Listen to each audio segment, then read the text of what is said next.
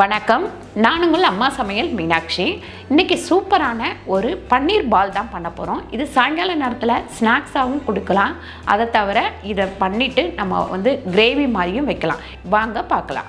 உங்கள் சமையல் மணக்க ருசிக்க அம்மா சமையல் மசாலா ஐட்டம்ஸ், ஊறுகாய் ஐட்டம்ஸ் நம்மக்கிட்ட கிடைக்குது. நீங்கள் கீழே நம்பர் கொடுக்குறேன், நம்பரில் காண்டாக்ட் பண்ணுங்கள். நான் வேக வச்ச உருளைக்கிழங்கு ஒரு 1/4 கிலோ வேக வச்சுருக்கேன். அதை நல்லா இந்த மாதிரி திருவிக்கலாம். இப்போ நம்ம பன்னீர் திருவி எடுத்துக்கலாம். இப்போ அப்படியே நம்ம 2 கேரட் திருவி எடுத்துக்கலாம். பன்னீர் நான் 200 கிராம் பேக்கெட் 2 எடுத்திருக்கேன். இப்போ இது எல்லாமே இதில் போட்டுக்கலாம். உருளைக்கிழங்கு 1/4 கிலோ உருளைக்கிழங்கு அதையும் இதில் சேர்த்துப்போம். அதுக்கப்புறம் கேரட் 1/4 கிலோ கேரட்டு அதையும் இதில் சேர்த்துக்கலாம். இதில் நீங்கள் கோஸு அந்த மாதிரி எல்லாமே சேர்த்துக்கிறதுனா சேர்த்துக்கலாம். அப்புறம் வெங்காயம் பார்த்திங்கன்னா ஒரே ஒரு வெங்காயம், இதையும் இதில் போட்டுக்கலாம். பச்சை மிளகாய் 2 பச்சை மிளகாய். நீங்கள் குழந்தைங்களுக்கு கொடுக்குறீங்க அப்படின்னா பச்சை மிளகாவை அரைச்சி கூட போட்டுக்கோங்க. அதே மாதிரி இஞ்சி பூண்டு பேஸ்ட்டு 1 ஸ்பூன் இதில் சேர்த்துருக்கேன். இது எல்லாத்தையும் போட்டு நல்லா நம்ம மிக்ஸ் பண்ணிக்கலாம். ஒரு 1/4 டீஸ்பூன் நம்ம மஞ்சத்தூள் சேர்த்துக்கலாம். ஒரு 3/4 ஸ்பூன் அளவுக்கு உப்பு சேர்த்துக்கலாம். இது எல்லாத்தையும் நம்ம கொஞ்சம் மிக்ஸ் பண்ணிவிடுவோம்.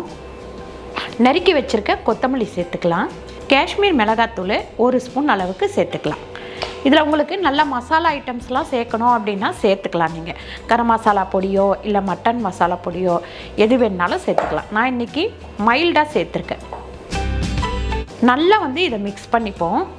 உருட்டிக்கங்க. இப்படி சின்ன பாலாக உருட்டிக்கங்க, ரொம்ப பெருசாக போடாதீங்க. இந்த மாதிரி பிளேட்டில் எல்லா உருண்டையும் உருட்டி வச்சுக்கோங்க. ஒரு 3 ஸ்பூன் அளவுக்கு கார்ன்ஃப்ளவர் மாவு சேர்த்துக்கிறேன். மைதா ஒரு 2 ஸ்பூன் மைதா. ஒரு 1/4 டீஸ்பூன் அளவுக்கு உப்பு சேர்த்துக்கலாம். இதில் அப்படியே நம்ம ஒரு 1/2 ஸ்பூன் அளவுக்கு மிளகுத்தூள் சேர்த்துக்கலாம். இதில் தண்ணி ஊற்றி நல்லா கலந்துக்கலாம். பாருங்கள், கார்ன் நம்ம நல்லா பொடி பண்ணி வச்சுருக்கேன். இதில் கொஞ்சமாக கொட்டிக்கலாம். இந்த மாதிரி நல்லா பரப்பி விட்டுக்கோங்க. அப்போ தான் நம்ம போட்டு எடுக்கும் போது கரெக்டாக இருக்கும்.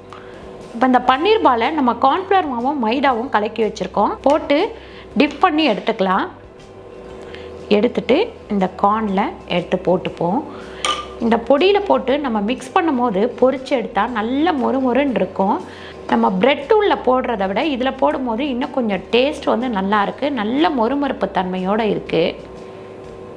நல்லா இந்த மாதிரி உருட்டிக்கங்க. உருட்டி வேற ஒரு தட்டில் வச்சுக்கலாம்.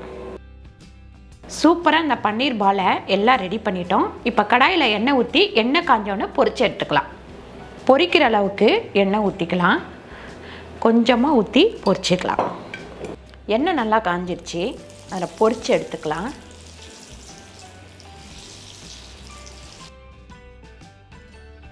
நம்ம போட்டதுக்கப்புறம் கொஞ்சம் கம்மியான தீயில் வச்சு பொரிச்சிடுங்க.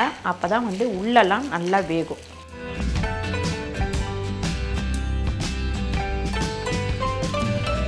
பாருங்கள், இப்படியே நீங்கள் குழந்தைங்களுக்கு சாயங்காலம் ஸ்நாக்ஸாக செஞ்சு கொடுத்துடலாம். இப்போ நான் இதுலேயே இன்னொரு டிஷ்ஷு பண்ண போகிறேன். என்னன்னு கேட்டிங்கன்னா, நம்ம கீ ரைஸ் பண்ணுவோம், இல்லைனா பிரிஞ்சி பண்ணுவோம், இல்லாட்டி சப்பாத்திக்கு இதுக்கெல்லாம் சைடிஷாக வச்சுக்கிறதுக்கு ஒரு கிரேவி மாதிரி இதை போட்டு பண்ண போகிறேன். பாருங்கள், நான் பால் பொரிச்சு எடுத்த எண்ணெயை இதில் சேர்த்துக்கிறேன். ஒரு 3 ஸ்பூன் எண்ணெய் சேர்த்துருக்கேன். இஞ்சி பூண்டு பேஸ்ட்டு 1 ஸ்பூன் அளவுக்கு சேர்த்துக்கலாம். வெங்காயம் ஒரு 3 வெங்காயம் நல்லா அரைச்சி வச்சுருக்கேன், அதையும் சேர்த்துக்கலாம். மஞ்சத்தூள் ஒரு 1/4 டீஸ்பூன் அளவுக்கு சேர்த்துக்கலாம். மட்டன் மசாலா ஒரு 1/2 ஸ்பூன் அளவுக்கு சேர்த்துக்கலாம். இப்போ நம்ம ஒரு 3 தக்காளி அரைச்சி வச்சுருக்கோம், அதையும் இதில் சேர்த்துப்போம். கல்லுப்பு 1 ஸ்பூன் சேர்த்துக்கலாம். தயிர் ஒரு 2 ஸ்பூன் வச்சுருக்கேன், அதையும் இதில் சேர்த்துப்போம். தயிர் இல்லாட்டி உங்களுக்கு பிடிச்சதுன்னா ஃப்ரெஷ் மில்க்கும் சேர்த்துக்கலாம். ஆனால் தயிர் சேர்க்கும் போது புளிக்காத தயிர் சேர்த்துக்கோங்க. ஒரு 2 ஸ்பூன் அளவுக்கு வெறும் மிளகாத்தூள் சேர்த்துக்கிறேன். தனியாத்தூள் 1 ஸ்பூன் சேர்த்துக்கலாம்.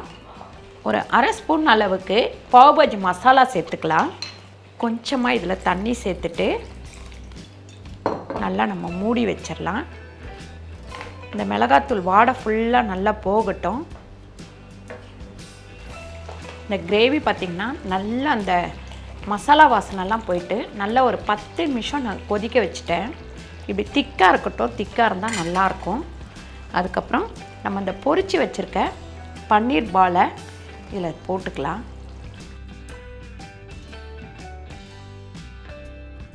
இந்த பன்னீர் பால் போட்டதுக்கப்புறம் நம்ம ரொம்ப கிண்ட வேணாம். அது மேலே நம்ம கொத்தமல்லி தூவிட்டு அடுப்பை ஆஃப் பண்ணிடுவோம்.